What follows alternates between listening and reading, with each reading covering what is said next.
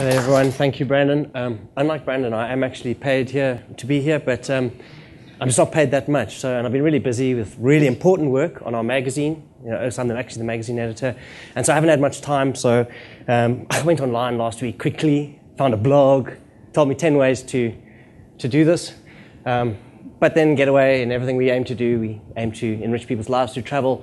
But my 10 points here, very easy. I mean, it's actually quite self-explanatory. I really don't know why they asked me to come and tell you this. I thought Sarah Duff, the web editor, would be a much better person. She assured me that people would come to hear me. I have no idea why. But anyway, so there we have it. Make your opinion known. Link like crazy. Write less. 250 is enough. I presume they're talking about words there. Make headlines snappy. Yeah, that's a no-brainer. Include bullet point lists. Well, that's kind of structural, isn't it? Make your posts easy to scan. Be consistent with your style. Litter the post with keywords and edit your post. And it was problogger.net that gave you that. So really, there's the answer. You don't really have to look much further, and you really don't have to listen to much more of me. Thank you so much for this. And I suppose that does leave some time for questions. You know, so, writing, you say, yes, how to write. Oh, yes. Well, yes, no, that's, forget the platform for a section. You know, we've been writing for years. There's a much bigger challenge is, how the hell do you write well? I mean, just because you're delivering it to a blog, magazine, or whatever else, doesn't really change the first challenge here. And that's writing and writing well.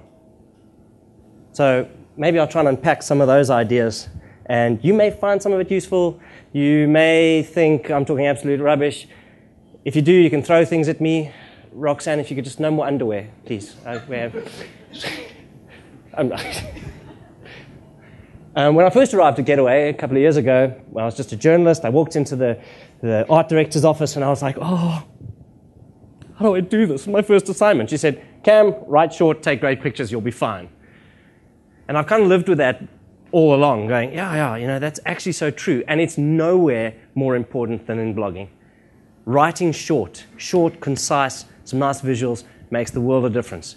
If you're just putting words up, then it's short and sharp and powerful. Alrighty, and let me just paint a picture of a problem for you. That's my kind of tweet deck. There's a hell of a lot going on in my life, and it's a complete information overload. There's just no way you can keep on tabs on everything. This is the kind of real, what can actually be kept up with, and that's a line that just shows you what the perceived information available out there, and it's just escaping from you. Even if you were to try and catch up this week and say, right, I'm going to read everything written about travel blogging this week, you probably wouldn't catch it, and by the time you'd finished reading the stuff that you'd read on Monday, those sites would have been updated and it would have got away from you. So you're never going to be able to capture all this information.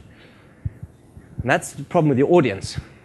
And this kind of device is maybe going to change our life because it's going to bring writing into people's hands again. You know, the computer screen was something very different, and people didn't interact with it particularly well. This is a book. This is the first thing I did when I got my iPad. Is I read a book. Cheapskate that I am, I read a free book, but still, it was a book. It was Treasure Island. Treasure Island was written in 724, something like that, 1700s. So it converts to this platform beautifully because it's written well. And it was free, did I say that? It was really cool.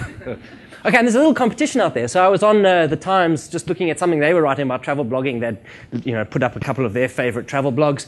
And it struck me that there are an estimated 200 million travel-related blogs on the net, with hundreds more being launched every day. But with so many amateur bloggers publishing prosaic, self-indulgent ramblings of the today I went to the museum type, finding something good to read is very difficult and requires patience and dedication. So you're up against it. You know, this is not something where you're just going to do it and people go, oh, wow, just Cam's new blog, I'm going to find that. Being found in this massive content, 200 million. You know, that's like the population of America. So excellence is the only way to be noticeable. If you think you can just churn out something that you came home with a hangover and you put it up and it's like, oh, it's not going to work. You need to understand your audience. Who are my audience? What are they looking for? And it doesn't really matter, you know, you might decide that you want to do video blogging, vlogging. You might be a photo blog. I think it's photo blogging.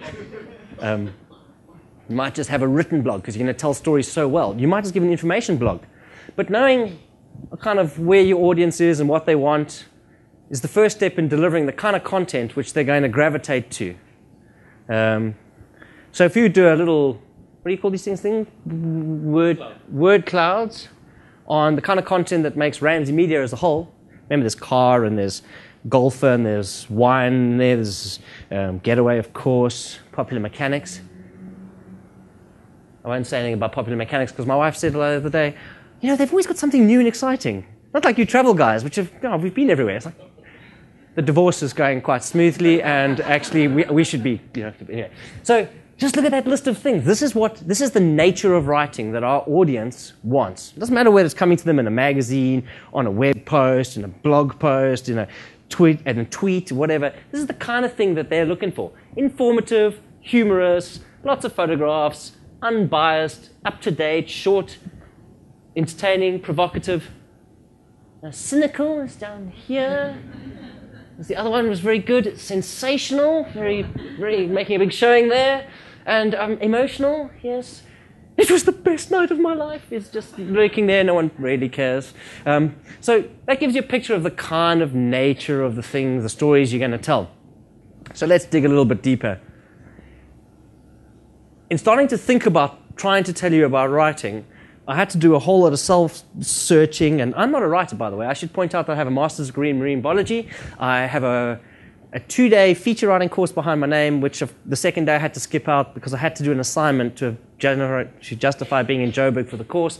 So I really am an idiot. So if I say things that are rubbish, just I do take it not so seriously. But I came up with this really, to me, a very important point. It's not what you write. It's what your audience reads that counts. Okay, let me just stop there for a second. It's not what you write. It's what your audience takes out of what you have written that is important. Okay? So you can write something, but if your audience sees it in a completely different way or interprets your words in something else, then your job, your exercise of writing has failed. What you want to do is tell that story so that you know what the audience is going to be thinking of the story that they're reading, that you are writing. You have control. You have got undivided attention while they're reading that thing. It's a very powerful, powerful thing. It's communication, always been. Right, so the first step, how do we get them? First step in this, we know we want to control them. So it starts with how do we even start getting their attention? Well, it's all in a title, and my personal favorite titles of all time. Originally, On the Origin of Species by Means of Natural Selection, or The Preservation of Favored Races in the Struggle for Life. Riveting book, wonderful. Probably one of the world's best-selling books ever, most fundamental books ever written. In the 6th edition, which changed to Origin of Species, much snappier title, and it really took off on the 6th edition, actually. People were a bit intimidated by The Origin of Species by Means of Natural Selection or The Preservation of Favored Races in the Struggle of Life. It just sounded a little bit something like I'm not going to read. Something that I have to read, maybe, because my lecturer is going to ask me questions about it, but no, I'm not going to read it tonight because I'm not really interested. Okay? So, a title. When people say make it snappy, that's kind of what you're after. You're after that shortest, most engaging title which grabs their eyes. And remember, your blog, you're not competing against just 200 million bloggers. That would be easy. You're competing against television, the movies, a beer down at the pub with mates, your Twitter feed, their Twitter feed, sorry. I mean, you got to fight to make your post the thing that they're going to take out.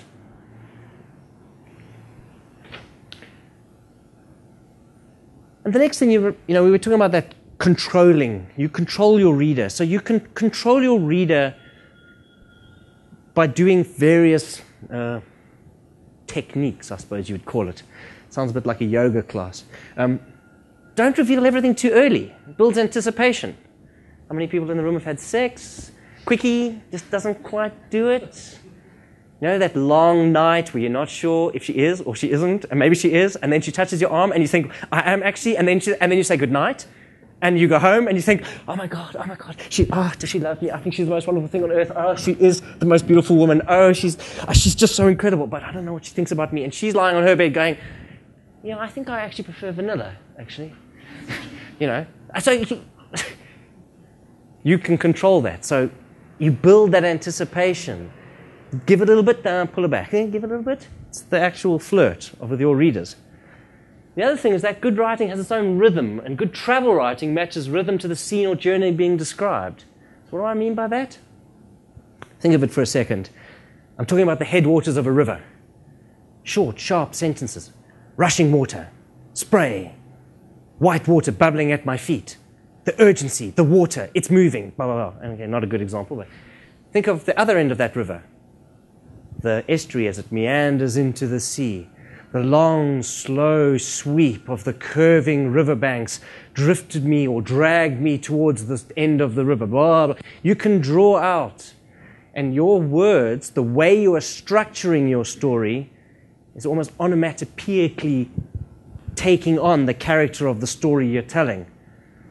And if you talk short, sharp sentences, your reader feels agitated. They're part of it. They can feel the rush. And this long thing, they slow down. They calm. That's the response your readers get to your words. Whoopsie. So if you like,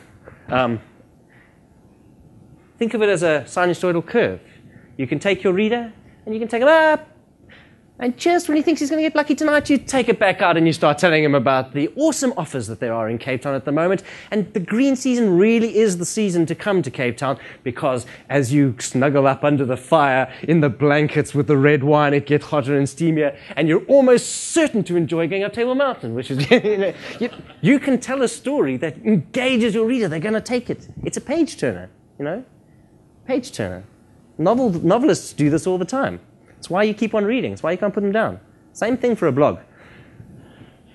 And so there was this new structure to the way we write, right? You remember, a couple of years ago, there was that pyramid, and I'll show it to you just now. And then there was this new structure, which is like, hey, really cool introduction. Then it had kind of the backbone of the story, thread ran through it. And then there was the outro, give them something to remember. And I drew a line through it and thought, actually, I wonder if this, in terms of blogging, may be an old structure now, because maybe we're going back to the return of the inverted pyramid.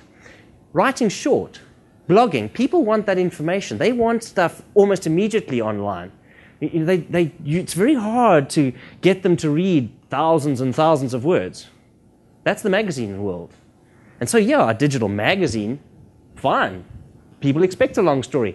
But in your blog, they're kind of looking for information immediate. They kind of want it now. Why am I going to read this? So, it's almost returning to what's the most newsworthy info here? What's the thing that I'm going to tell you? What's the key reason why you came here? And I'm not going to disappoint you. You are going to get what you want. So go through. And then you've got some important details, and maybe in the background you've got some other general information in your post.